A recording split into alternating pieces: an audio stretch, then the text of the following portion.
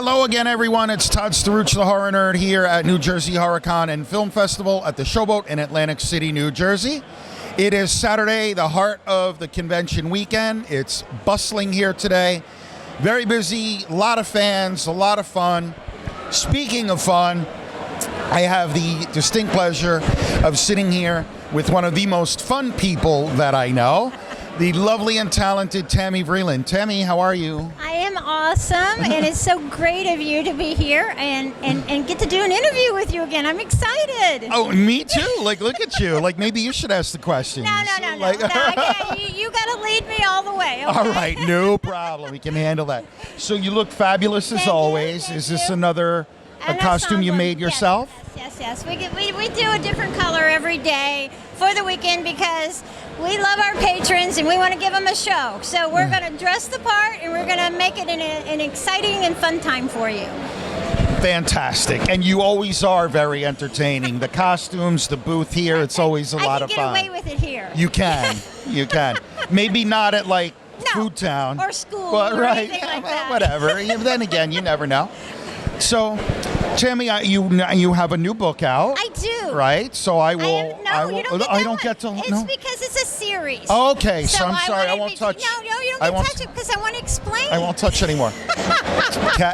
Carry on. Look, but don't touch, right? I get told that a lot. I know you do. Are you blushing? No, not at all. Oh, okay. Not at all. Not at all. I don't know. Maybe. So All right, tell us what's happening This here. is what's happening. I wrote a series called White Noise, and my first book is White Noise Stories Volume 1. And the reason why I did the stories is I had a lot of short stories that I had a lot of good ideas, but I didn't know quite how to have the time to put them in all novels because the 6 first novels are full-length novels. I wanted to do short stories, but I didn't want to just throw in short stories with no rhyme or reason. I'd never written short stories, and they're much difficult than a full story, which you wouldn't think so, but they are. And so when I started doing the collaboration of my stories, I decided I wanted a story to tie it in, to give it a reason for why I had the stories. So when I came up with White Noise, my lovely husband snores terribly, so I had bought a white noise machine. And as I listened to the white noise machine at night, and him still snoring because it didn't work, I realized that they use white noise for EMF. And I was laying there and I was thinking, if the dead could dream, what would they dream about? And it more than likely it would be about their demise, which gave me the opportunity to have different stories that are different types of genres, whether it be supernatural, it could be alien, it could be monsters, whatever. It was a way for me to introduce each story because she was listening to white noise and they came through as dreams. So she survived. She was in the city and she couldn't stand the noise. So she buys a white noise machine. She's in the apartment complex and she hears these dreams. And so she proceeds through. There are 13 short stories in each of my volumes. So after going through the city, she goes on a road trip, survives the city. No spoiler alert because you obviously know there's more than one volume, so I'm letting you know. So White Noise Stories Volume 2 is when she's on a road trip. And she's actually getting white noise through a radio. So, again, she's beginning to hear the stories from the dead through the white noise in the radio. So my third book, which I'm so excited about, and was just released last week, is White Noise Stories Volume 3. And now she's in a sanitarium because of what has happened to her, and she's being treated with white noise. Oh boy. So what could go wrong? Exactly. So what better way to have her have to deal with hearing 13 more stories. I do have a 4th story in mind, a 4th volume. So as I like to say with my volumes, the reason why I call them volumes is that they're getting louder. Each one is getting louder. Volume 1, Volume 2. Now the volume is louder because we're at Volume 3. Hopefully Volume 4 I'm working on. I've got a great outline for it. So I'm excited. I love it when I hadn't published a book for 4 years life happens, COVID happened, so I was able to get this released, and I can't wait until people see it. I'm very excited. Yeah, me too. Very cool. So yeah, now you can touch it. Oh, okay. I'm gonna touch it all over. So that's about it. So Tammy, when it comes to the creative process, I'm always very fascinated by how does inspiration strike. So do you set aside time each day to try to write? Or do you sometimes sit bolt upright in the middle of the night, you have an idea and you have to jot it down? Well, I live in New Jersey, so road rage is an awesome way to have a great inspiration. But it's funny because a lot of authors think that, or a lot of teachers try to make you structured. You should write every day. I don't believe in that because I do believe that writers know how to write. It's no different than riding a bicycle. Granted, you do learn to write better when you write more often, but I try to tell people you want to write when you have the chance to write. If you are being forced to write something, your writing's going to be forced. So if you're sitting there looking at this blank screen and you're thinking, well, it's this time of day, I have to write, it's not going to come out smoothly. It's not going to be something that you enjoy. When I write because I want to write, and I sit there and I have the time, and then the words flow. A lot of times I only write from January to May, because from May in the summer I have fun. I ride my motorcycle, I'm out there having all kinds of fun, and then in the fall Halloween comes and HorrorCon comes again. So downtime is January through May, but that does not mean that as a writer, you cannot write ideas down along the way. Right. A sentence here, a sentence there, so that when you do have time, it kind of kickstarts you. Gotcha. But don't let them take the joy away. Nothing you do is wrong.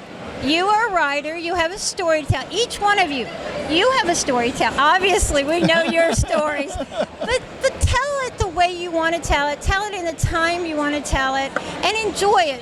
If the joy is taken away, it loses its purpose. And the purpose is to tell your story the way you want to tell it. That's it. I love it.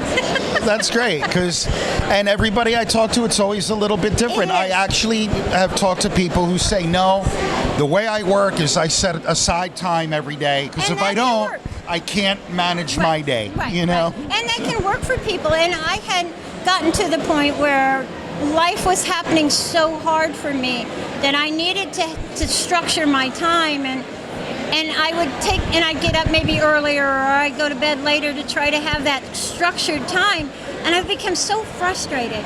But then I also found that if I wasn't writing, I was frustrated. So something had to give, and I realized that when I did have the time was when I wrote, and I'm comfortable with that. But everybody has their own thing. That's what I'm trying to say. There's a lot of self-help books out there. There's a lot of teachers out there, and power is knowledge. Don't get me wrong. It's awesome to have this knowledge, but it has to work for you. Whatever works for you is the right way. There is no wrong way. Cool. So, Tammy, real quick, let's just talk about the convention itself, right? Been Because awesome. I know you and your husband are, like me, you're also just fans. Yes, we are. So is there any guest here this time that you were excited to meet? I am terrible with names. You're talking to the person who didn't know who did. Well, that was going to be my next question. Did you see Dan Aykroyd earlier? I did not see Dan. It's a goal of mine. One day I will find him. Poor Tom. For the record, that story is going to be with us for a long time. I'm just saying. But honestly, every star, and I say this every time I see you, I am just so excited, and I know it sounds like we're selling the con, but we really are, because these stars are amazing. We have Christine from Chucky. Child's Play 2. I love her. She's amazing. She puts on such a great show, and then we have Tony Morana. He's a character. He is. Oh my gosh, he'll keep you going. And these people are real people that when you walk up to them, you're comfortable. You're starstruck. I've been starstruck a lot. I'm starstruck right now talking to you. Stop it. But go on. Yeah, please go on. But it was an amazing time. So it doesn't matter what stars we have here because there's a nice collection, and you know, we make sure that the stars are here for you, but they're also, you know, you are here for the stars because the stars enjoy you just as much as you enjoy them. You know, we're all here for that. So cool. Tammy, one last question. If there was a piece of advice you could give to, say, an aspiring writer that's out there that's not quite sure how to get jump started, what piece of advice might you give? The best advice I give, and it's how I do my own stories, I know the ending of my story before I begin it. What you need to do is have a goal to work through. If you know how your story is going to end, you have something to strive for. So if you have an outline of like how many kills you want to do per chapter, or it's time to kill another chapter, so forth and so on, that's what you need to do. But have an ending so that you know where it's going to go, because sometimes the ending is the hardest, and if you've already got that knocked out, your book's made for you. Cool. Okay? Words of wisdom from Tammy Vreeland, everybody. Thank you. Tammy, it is always a pleasure to see you at these conventions and to spend some time with you. I always love it so much. Too. So it's thank fun. you. Thank you. Author Tammy Vreeland. Oh, before we go, tell everyone how they can find your books and how they can follow along. All right. Well, it's just been released on, of course, Amazon, and then also Barnes & Nobles. My website's at www.tammyvreeland.com. I'm on Facebook. I'm on Instagram. Actually, it's Tammy White Noise for Instagram. I love taking pictures of people in front of my stand. So if you were here at the con, check out my pages because you're more likely on there because we love taking pictures of people. So fantastic. Tammy, thank you again. It is always a pleasure. Tammy Vreeland, everybody, here at New Jersey HorrorCon and Film Festival. This is the horror nerd, Todd Staruch, signing off. We will see all of you in the next interview.